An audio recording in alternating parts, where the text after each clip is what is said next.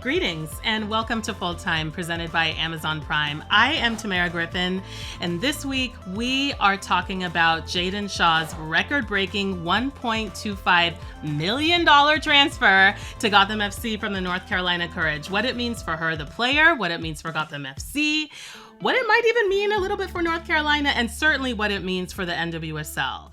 I don't know if you guys have been paying attention or hopefully at least trying to, but it has been an incredibly busy transfer window. And every time there's a big move like this, we have to revisit some of the topics that we have been chewing on for the past several months and years about transfer fees, salary caps, records being broken, and what it all means. Obviously, I cannot do this by myself, so I'm going to be joined on this episode by my esteemed colleague, Melanie Anzidei, who covers soccer for The Athletic, to talk about this trade. She's based in Jersey. She covers Gotham very closely. I'm also going to be talking to Gotham FC General Manager Yael Averbuch West about how they accomplished this record-breaking transfer, what they see in Jaedyn Shaw right now and moving forward for the club, and what this all means even from a GM's perspective, because that is, of course, a really important one to have as we consider all of this. All right, we're going to take a quick break, and when we come back, I'm going to be joined by my pal, Melanie, to break down this Jaedyn Shaw trade. All right, to help us all process this crazy, unending transfer news, I am joined by the woman who puts the new in New Jersey. Thank you so much, Theo, for that intro, Melanie Anzidei. Melanie, how are you doing? And thanks for joining us on the pod. Hi, thanks for having me. I am good. I am tired, but I am good. Yes, please everyone pour one out for the women's soccer writers in your life, because we are going through it right now. And we still have another month potentially of NWSL transfers. The window doesn't close until October 9th. But Melanie, let's just take things one step at a time with the most recent news. Can you break down this Jaedyn Shaw to Gotham trade for us? What are the facts that we need to know right now as we process this? Okay, so an unexpected move. Everybody's group chats probably lit up last night when ESPN first broke the story. But of course, North Carolina have agreed to trade Jaedyn Shaw to Gotham, a team that I knew they would do something splashy, but I was not ready for this one. And so it is an intra-league deal, of course, where, like you mentioned, the trade window for deals like this are still open for a few more weeks or a whole month now. So stay tuned for more of this potentially. But yeah, so the value of the deal is kind of what really sticks out to me, because it is $1.25 million. And that is a record that was set last month with Ali Setner going from Utah to Kansas City. And that was a record deal at $600,000. So now nearly doubling it, more than doubling the deal at 1.25. And this is something that Gotham is paying with intra-league funds entirely, and it's going to be paid with installments. And I understand that the deal will be through 2029. So it's a hefty investment by Gotham with a huge price tag, but also an investment in Shaw long-term. So it all points to her being someone on this team that the team really wants to potentially build around. Whew, yeah, lots of big numbers, from like dollar signs to years that they're signing her. She's still quite young, only 20. So, the idea of building around a young player like that for a team like Gotham that does have a good number of veteran players on its roster right now makes a lot of sense. I was hobbling out of the gym when I saw all the notifications and was scrambling to catch up in my fatigued state. So yes, very much a surprise, especially considering that the North Carolina Courage is not even the club that Jaedyn Shaw began her NWSL season with. She was coming to the Courage from the San Diego Wave in an earlier trade. So now this is 3 different clubs, again, for a young player in one season. That's not something that you hear often, especially for a U.S. women's national team caliber player, which Jaedyn Shaw clearly is. So talk to me a little bit, Melanie, about what this looks like and sort of means from the North Carolina side. I mean, what makes you think that they were willing and ready to sell or to trade Jaedyn Shaw so relatively early? And how do you sort of think that her relatively short stint in North Carolina is going to be remembered? Her time, like you mentioned, she began her time there in January, and here we are only a few months later watching her going to Gotham. And she has been vocal about her time there, just her struggling with the high expectations at the club. You see it with her not having as much playing time, coming off the bench, different things like that. So for whatever reason, someone as good as Jaedyn just wasn't clicking in North Carolina. We don't really know what's happening. Of course, we do know that, they don't have a permanent head coach, the news out of North Carolina from that end. So who knows if maybe that played a factor into some of the instability there. Maybe, there was just something wasn't working there. However, you might think this is alarm bells for the Courage losing a player as high quality, but they are receiving a lot of money for this deal. True. So this is a lot of money that can now go back into the club to reinvest in different ways and potentially have their own sort of rebuild around who knows who else we'll be seeing going into Courage, as this month or, in the next, before next season. So it is very interesting, but I am very curious to see just what happens, with Jaedyn when she is at Gotham. Totally. And for North Carolina, if they are still sort of searching for that next permanent head coach, it's got to be nice to be able to sweeten that deal with this stack of cash that they now have, with which they, of course, will be working with their new general manager to be rebuilding this roster. And we were talking about this earlier, but North Carolina are definitely due for a refresh of sorts. I mean, with a team with that kind of championship legacy that they have had historically, you look at where they are now on the outside looking into a postseason at the moment, now having lost Shaw.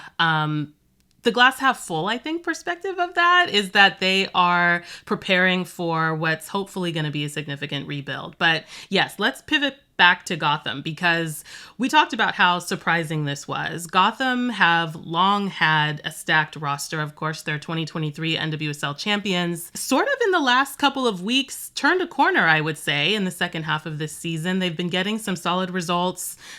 Questions that I have had about the cohesion in their attacking line seems to be like coming together a little bit. And yet I was still surprised to see this trade.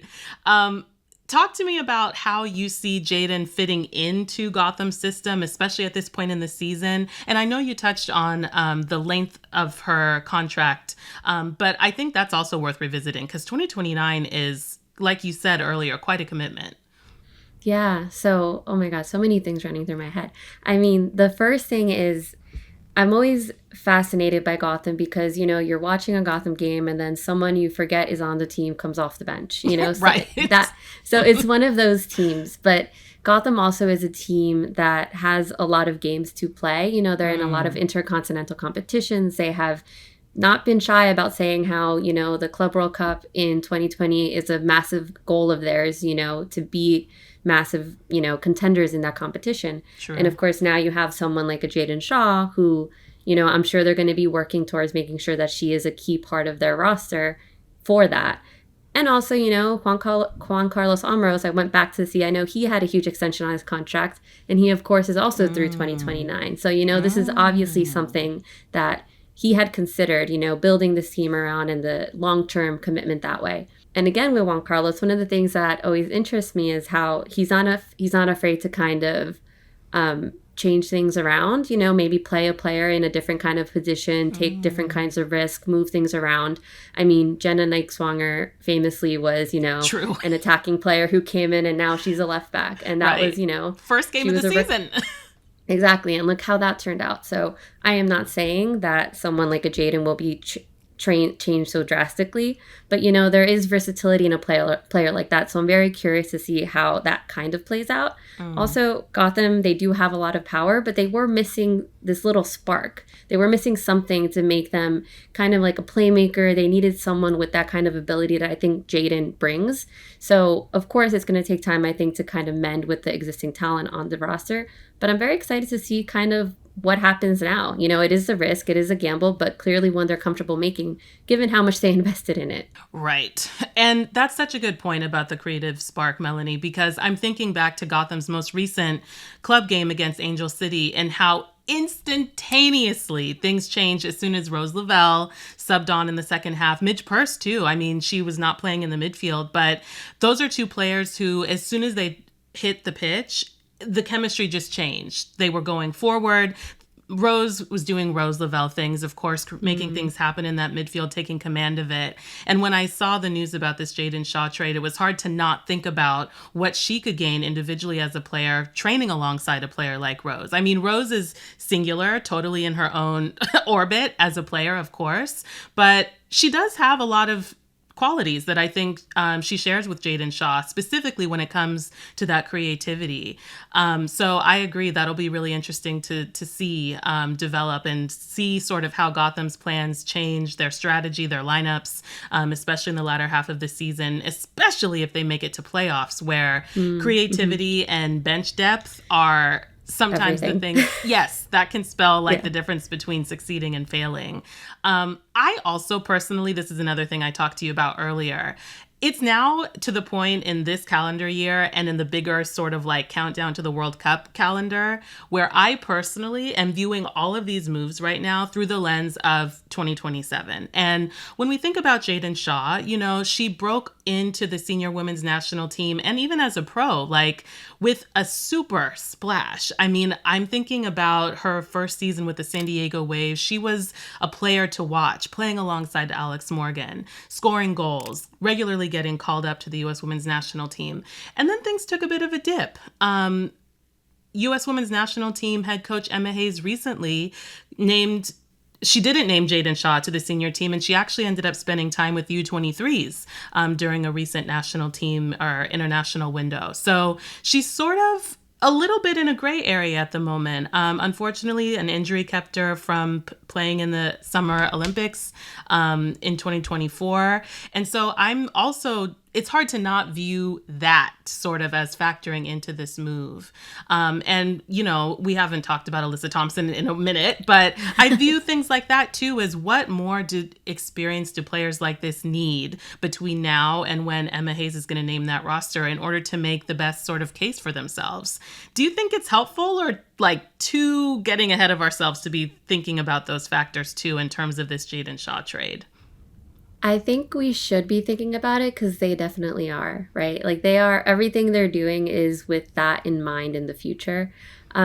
So when you think of a team like Gotham, there is so much experience from, you know, U.S. women's national team caliber players, people like an Emily Sonnet, Midge Purce, you know, Rose Lavelle, those players. And even from the international side of it, you have like an Ann-Katrin Berger, you have an Esther, you have all these players. So that was maybe an attractive opportunity for Jaedyn, you know, to be able to play with these players on a regular basis.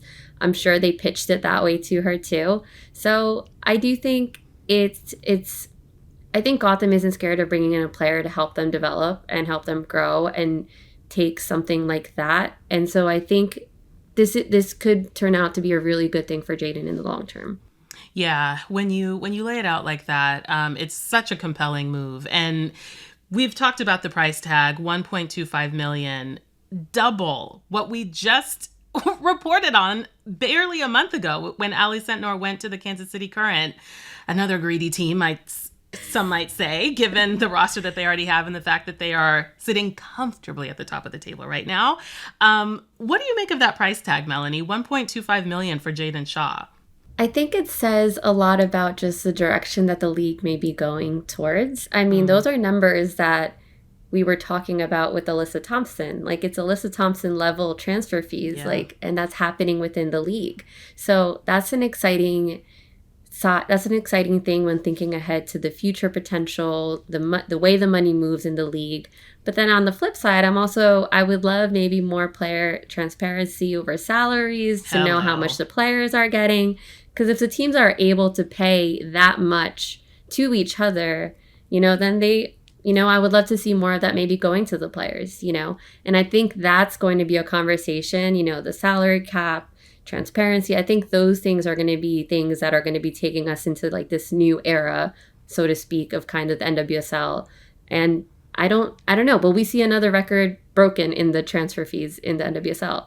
Maybe. I don't know, but it's fascinating to see, and I'd love to see, you know, things like this change things up. Yeah. I mean, on the one hand, part of me is like, okay, there can only be so many $1 million+ transfers between now and October. But on the other hand, it's like there can actually be quite a few, many more.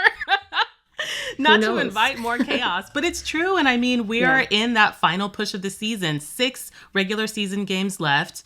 The number of points between like 3rd and 9th place, I don't know the number off the top of my head, but it is a matter of just a handful of results that each of these teams need to break into the playoffs. And so between that and the fact that they have one more month to sort of finalize whatever deals or conversations may be happening that we're not even aware of yet, I'm feeling like these headlines are going to become more and more the norm. And from a journalistic perspective, it's just been fascinating to be reporting on another transfer record broken, another like even youngest player to score a professional goal broken, because another thing that I'm noticing most of these transfer fees have in common is how young the players are. They're all in their 20s, which makes sense. I think the league is steadily getting a little bit younger, which makes sense. You know, younger players are able to go pro earlier.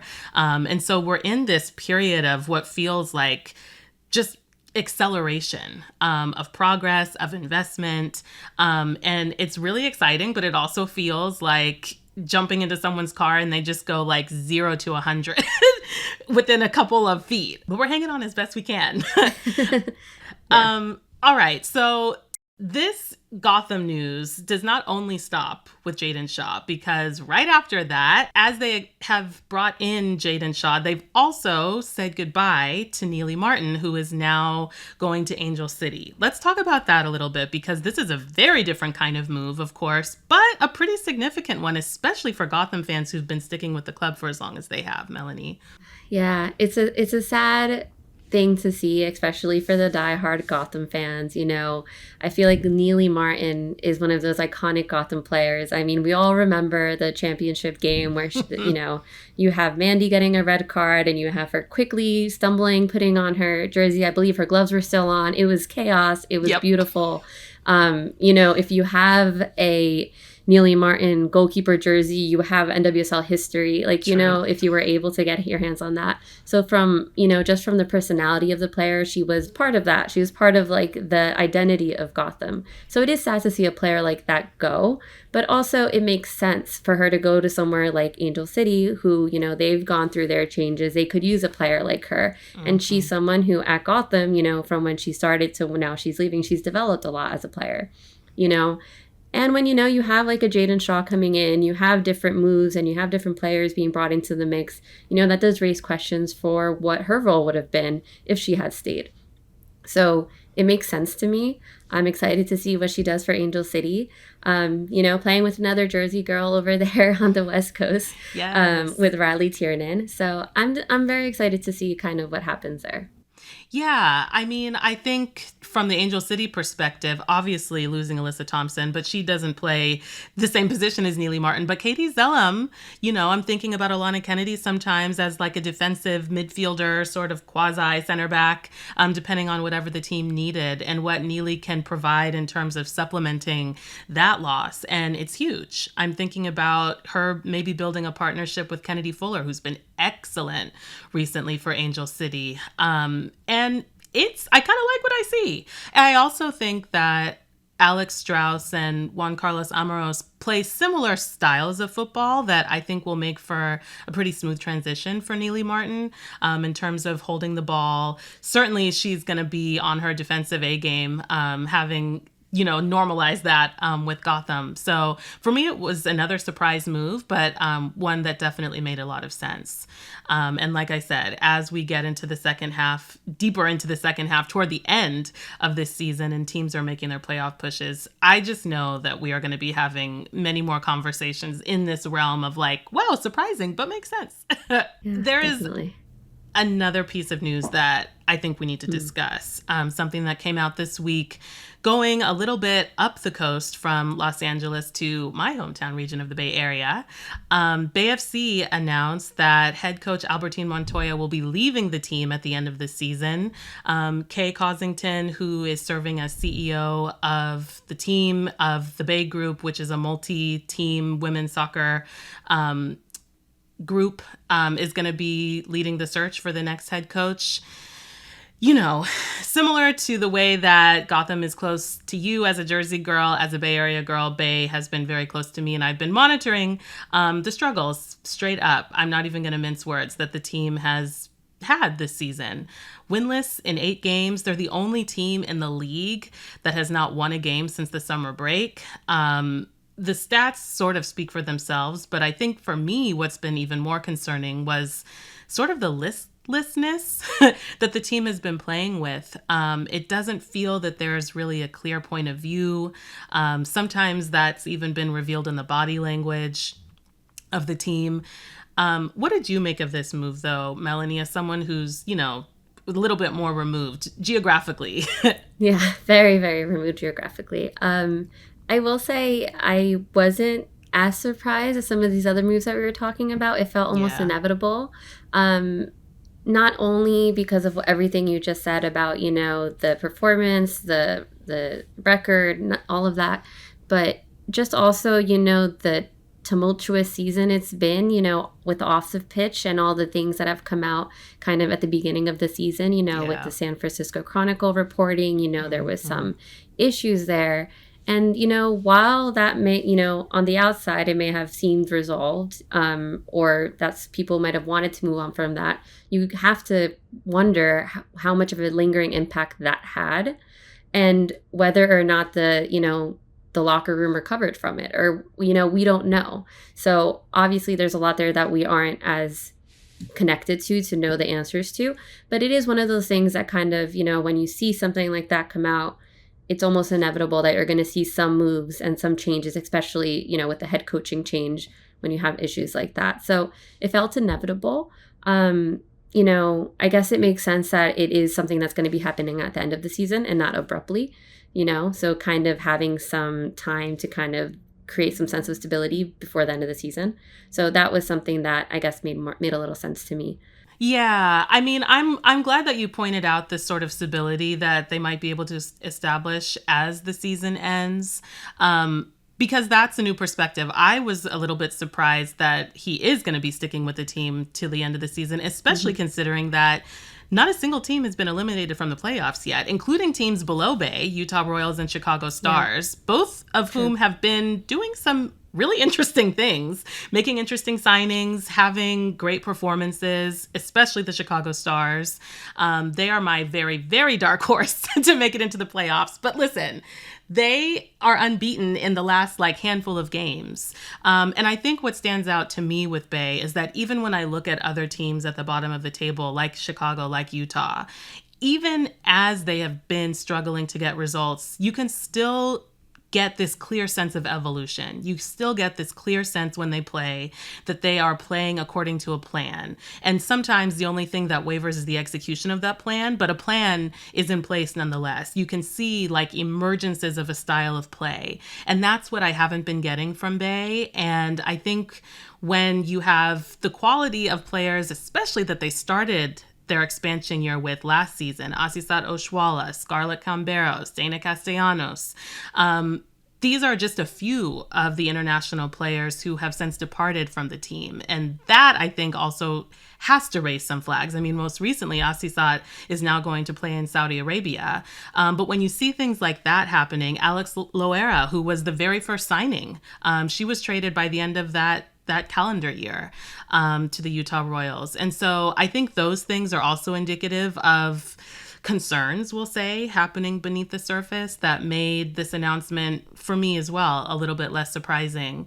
It definitely makes me very curious who the next head coach is going to be, especially as the league is going to expand to 2 more teams next season, especially as we've seen this continued wave of coaches coming over from Europe, which is the case for both of these expansion teams. Who's to say what direction they will go? Because obviously with Albertin, they went with a very local coach. He has deep roots in the Bay Area and women's soccer from the youth through collegiate and professional levels back in the day. I think the writing was on the wall with this one. Definitely the least surprising move of the ones that we've discussed today.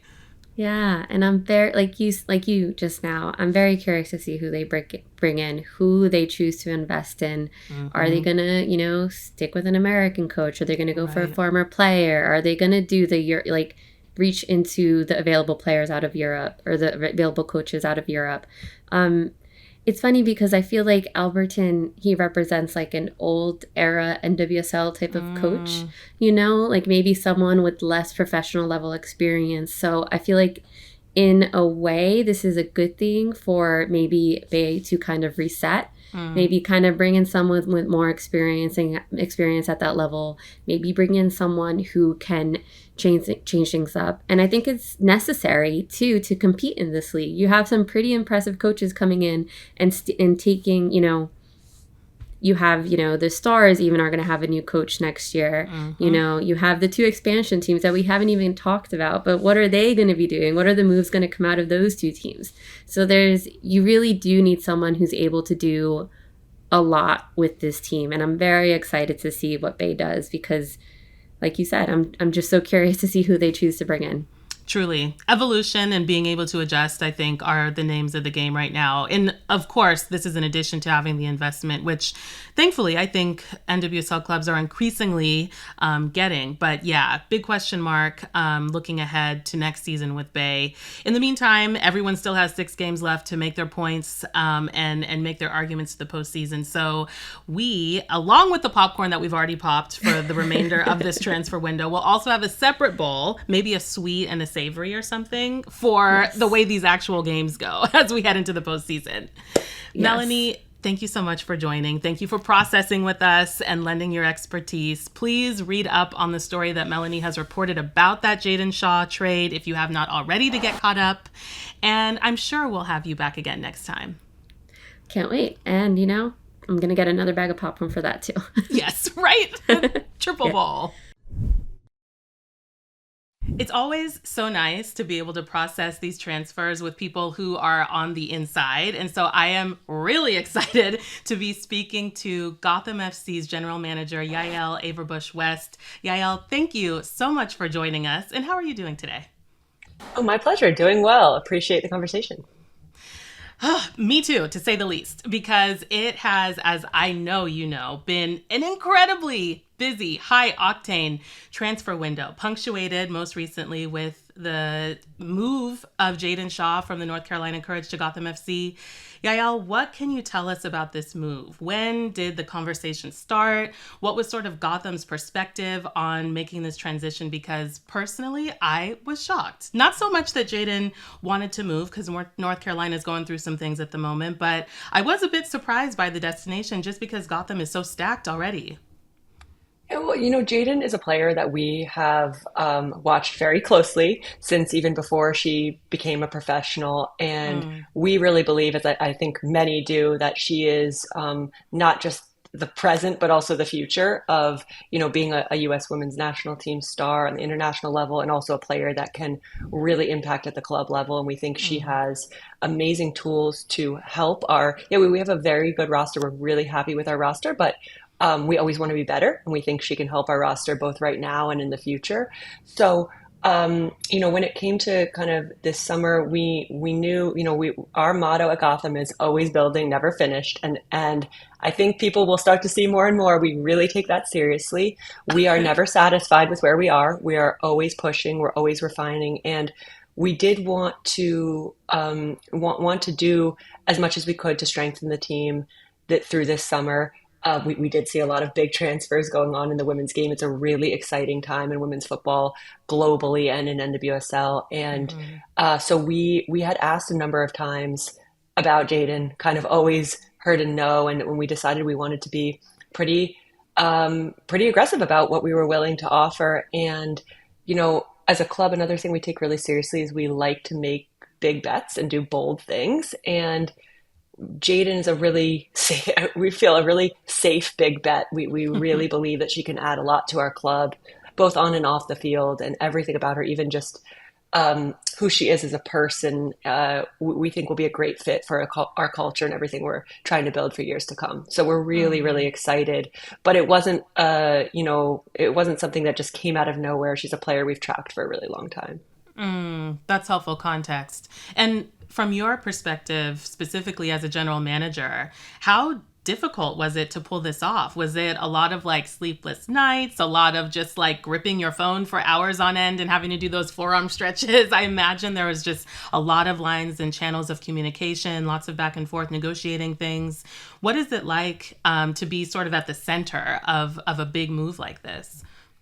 It's never simple because we have to agree to terms with the club to be Right. allowed to even speak to a player, and then we need to agree to terms with the player, not just financial terms, but with the player, making sure that it makes sense, that it's a move the player would want, and that can be a complicated process. And I do not take lightly our responsibility when we ask a player to consider moving to our club, and especially a player in her career where she is right now, like Jaedyn, and having just had moved to North Carolina, we recognize that Right. it's not an easy thing to ask her to contemplate. But I joke a little bit that recruiting is a little bit like some kind of weird version of dating I can because you're totally see always that. you have to be you have to show your interest, but you don't want to push the person too much. They need to consider it. They might have questions, and so I do joke about that. But it's like this both exhilarating and nerve-wracking feeling of having the amazing opportunity to speak to an athlete who I really personally admire. We really admire at our club. It was an honor that she even took a conversation with us. And then there's the process of, having the conversation, speaking to the player and agent, and really feeling out if it's the right two-way fit. And so, yeah, it's a lot of work and conversations that go into these things, and it's an enjoyable process. And I truly believe when we work on things that don't come through, also, and obviously nobody knows about those. You hear about the ones that do, but Right. I always believe it's for the best either way. And like if it's not right and it's not possible or we can't pull it off, that it wasn't meant to happen. And when we're able to, it's very rewarding and very exciting. And even to the point that you made earlier, you had an interest in Jaedyn for a while. So it's also, things that don't work out, things that do, and some things that just don't work out at the moment, but eventually do, which seems to be the case with Jaedyn. So I appreciate your transparency there. That's really, really interesting. I also appreciated the sort of like dating metaphor. And I'm just thinking of this record transfer fee, 1.25 million. And if we put that into sort of the context of courting, that's sort of like showing up at someone's house with like, they can't even walk through their front door because it's just full of red roses. So talk to me a little bit about the magnitude of breaking a record with this transfer fee, what it means for Gotham, and what you think it means for the league, especially in, as we've said, such a momentous transfer window where we've seen records broken almost like week after week. The concept of the transfer fee right now in NWSL, where there's a salary cap league, is actually kind of complicated. And I think people can misunderstand kind of the nature of it because we have two different budgets we work with. So we work with what we can do and from a transfer perspective, and then there's the salary cap. So while offering a club a big transfer fee, that is the way that we got to speak to Jaedyn. Like we would probably North Carolina probably wouldn't have even entertained it had we not shown how serious we were from a financial perspective.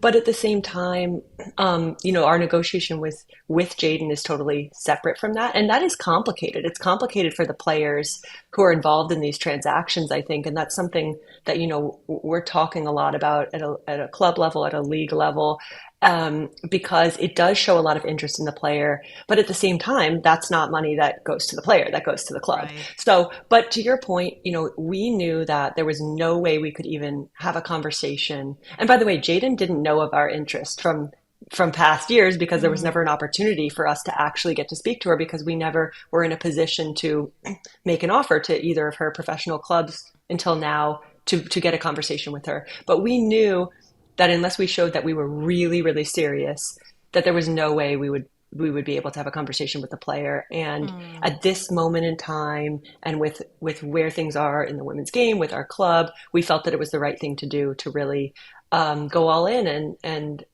get the opportunity to see if we could pitch her on coming. Yeah, that's a really important distinction. And I think during this transfer window, one of the biggest sort of topics of discussion has been the salary cap that exists in the NWSL, the necessity of it, especially moving forward with the departures of other players overseas to the WSL. What do you think sort of about how that conversation is going right now? And specifically, how does Gotham sort of manage these salary cap obligations, even as you continue to sign these big name players and engage in these transfers? It's a really complicated topic. And as you can imagine, the salary cap and our management of it as a club is the key to the competitive landscape. The clubs that are able to manage the salary cap and create the strongest rosters given the cap, not just in this year, but moving forward, are the ones who can compete to win. So that's basically the whole game. And we are seeing that, it's a learning curve for everyone in terms of where the salaries in the women's game are going and which teams in leagues outside of NWSL are paying what for certain players. And it is certainly always a topic of conversation at the league level that our club is very passionate about. It's not just about how much money is in the salary cap. It's about what the increase is year over year. Are we appropriately positioned to maintain the competitive parity within NWSL? That's a huge selling point for us. We tell players when we're recruiting, basically every game is like a Champions League semifinal. And that's a huge point. And it's why players want to play in our league. At the same time, we do have to be able to compete to sign the best players in the world. And to retain them. We believe at Gotham very strongly that the on-field product is what we need to be focusing on for the business, for our fans, for our sponsors, for everything that comes from a business perspective. The on-field product is very central to what we do and what we focus on. So it's complicated, and certainly it needs to be an active point of conversation continuously to be monitoring what are the goals of the league, what are the goals of each club within the league that pushes these conversations, and where do we want to fall when it comes to the global landscape as well. So yeah, this is you have touched on probably the most controversial and talked about topic. Yeah, well, I appreciate you engaging with it. I don't think I can do like a single scroll on my phone without encountering someone in, there's like a spectrum of this debate. And I feel like I've traversed all of them just in the past week alone. It's certainly a hot topic, certainly one that we will continue having. And so it's always helpful to have the insight, especially as a general manager, as we all navigate this. Yael, I want to pivot a little bit because yes, Jaedyn Shaw coming to Gotham was huge news, but especially I think for Gotham fans, there was equally large news with the departure of a player. I'm talking about Nealy Martin, who is now headed to Angel City. I was at the 2023 NWSL Championship. I think even people who were not at Snapdragon Stadium will never forget Nealy's iconic moment when she became goalkeeper. Can you sort of talk about the impact and sort of legacy that she's leaving with Gotham as she departs, and sort of what that decision was like too, because I imagine that couldn't have been an easy one for a player who's so beloved by the club and has had such an impact in its recent success. It's definitely not easy at all. And, Nealy, I can't say enough about what Nealy has meant to our club. Everything about, the way in which she arrived at our club and how she departed Louisville, and our coaches, we brought her in as a defender. Our coaches recognized that they thought that she could really contribute in the midfield. Mm-hmm. And what I said to the team when we, my last kind of thank you and goodbye to Nealy was that Nealy is the kind of person and player who makes everyone around her better. And that's so valuable for a team on the field and the way she plays. Off the field, everything she did for our club. We're really proud of Nealy's trajectory as a player and who she became for Gotham in NWSL, becoming a starter in the league, our team captain, a leader during her time at the club, and helping our team not just to win the NWSL championship, but also to have a really wonderful season last season and everything we've done since. So Nealy is an incredibly important part of Gotham's history and the league. And it's also really important. I will say this again and again, and I recognize how sad our fans feel when certain players depart, especially, and Nealy is so loved by everyone. I wanted the fans to know, we share that feeling. But it also, we're always evaluating the right time for players to come in and the right time for them to move on. And for Nealy, this is what she wanted, and it was the right time for her to move on. And I wish we could do all the things. I wish we could, say yes to that and keep her with us, but it's not possible. So it was a very difficult decision, but I feel happy and excited for Nealy that this is something she wanted to do. It's a career opportunity that she felt was really important to take. And I'm proud of our club to be able to support that. And And I hope the fans will know and continue to trust that when players move on from our club, it is the right thing for the player and club in that moment, and that we will have many players who continue to stay with us, who everyone can cheer for and love. But definitely Nealy, I can't say enough positive things about Nealy as a person and a player. And I genuinely don't think we would have had the success we've had over the past few years without her. So really, really grateful to her. Oh, such a critical player. And I'm just thinking about sort of the bittersweetness of, the bitter part, obviously losing a beloved player, but hopefully some sweetness, Gotham fans, if you're listening, knowing the role that player agency played in this. So hearing that this was also a decision that she was aligned in and wanted, I think is really, really important, especially these days, because that was not always the case in this league. So that's helpful insight. And then going back to a player who's incoming to Gotham, though I know she's been loaned out, I wanted to ask you about England Youth International Princess Ademalui as well. What can you tell us about that move? I know there have been a lot of young international players trickling into the league in different teams, but with Princess coming to Gotham, what was sort of the decision process behind that move? There's so much going on in the women's game and the evolution of it. And now, with complete free agency, there is a real onus on clubs, and an opportunity, I should say, for clubs to have a wonderful scouting department and to really seek talent worldwide and to look in every market, whether it's, the U18s domestically, the college game, internationally, young up and coming players, established players in leagues everywhere. And we take a lot of pride in that at Gotham. And when we're working to develop what is, I think, a scouting team that has brought us a ton of talent to our current first team, the eventual model for all NWSL teams will need to be to increase the players that we have under Gotham's umbrella past the 26 player first team roster we have now. So that will eventually come in second teams. That right now can come in the form of signing and loaning players, which I think we've seen across the league, especially now with the USL Super League. It is Yeah. increasingly easier to form relationships where loans can take place both ways and there can be player movement. So, Princess is a player who our scouts have seen multiple times in person, actually, and really has impressed in terms of having a lot of the tools that we believe are necessary to not just play at the highest level, but really impact the game at the highest level. So we expect that she's going to be a next, full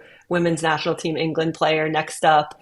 We believe that one day she can really impact for Gotham, but also probably not quite ready yet to come in right away this season. And it's really important to us that, when there's a young player with really high potential, we want to make sure that she's getting the proper game time to develop. And so rather than bringing a player in who maybe we're not sure how much time she's ready for in NWSL, putting her on loan in a place where we know she's going to get a great experience and get a lot of game time. And also our other player, Stella, who is on loan at Fort Lauderdale United. So we have two players there who can get to know each other. We are in very close contact with their staff, their coaches, watching their games, speaking to the players, giving them feedback, working on their individual development. So Princess is a player we're really excited about, and we're excited that she's a Gotham player now. And we are, I think everyone's in for a treat watching her develop in the future. Yeah, it's so fascinating. And I can only imagine how seriously you have to take the development of a young player. And the timing is so important. You put someone into a situation too early, and I imagine that they can set them back. That can set them back a bit, even from an emotional sort of like psychological standpoint. So it's been great to see that there are increasingly so many more avenues for development for players, because everyone is at a different place in their development. So yes, very excited to see what Princess does, both with Fort Lauderdale and eventually with Gotham as well. Thank you for sharing that, because my eyebrows sort of went up when I saw the news of that. So it's great to get some context. Yael, thank you so much for your time. This has been fantastic. Like I said, we are all navigating. It's like trying to walk a straight line when the ground beneath you is moving when it comes to transfers and moves and records broken and players getting loaned out for various reasons. But this is all part of the growth of the game. And so your perspective on this is really, really valuable. Thanks for joining us. I know, it's my pleasure. I love talking about this, and I know it can be somewhat, unsettling for everyone to watch all this taking place. But I think it's such an exciting time in the women's game. We think this is such an exciting time at Gotham FC. So appreciate the questions and the conversation always. What an expansive set of conversations coming off the back of another record-breaking transfer fee. If you have thoughts, which I hope you do, feel free to reach out to us, fulltime@theathletic.com if you are the emailing sort. Also, we've told you all the places that you can find us on socials, but just in case you didn't write it down or jot it down in your phone, @TA Fulltime on Instagram and TikTok. We do check our DMs regularly. And I have to say, for my personal DMs, keep them coming, y'all, because every time something happens, I really do feel so moved that you guys value my opinion and make sure that I'm keeping up with the news. The Athletic has partnered with Yahoo Sports to deliver the very best coverage of women's sports, all neatly packaged under the Women's Sports Hub. So if you haven't checked that out, make sure that you do at sports.yahoo.com/women-sports. The link, as always, to that will be in our show notes. Thank you so much for listening, as always. Hopefully you're able to follow because, like we've said many times, there's a lot going on right now. We haven't even talked about the soccer that's happening on the pitch, but don't worry because we always have Full-Time Review and Focus to keep you up to date on that. My name is Tamerra Griffin. I am going to be catching my breath, catching up on my reading, maybe delving into some Netflix if I have a little bit of time. Shout out to our video producer, Leah Griffin, no relation, though we do have a lot in common, and our executive producer, Emily Olsen. We appreciate each and every one of you for listening in all the ways that you do and reaching out to us in all the ways that you do. And we'll see you next time.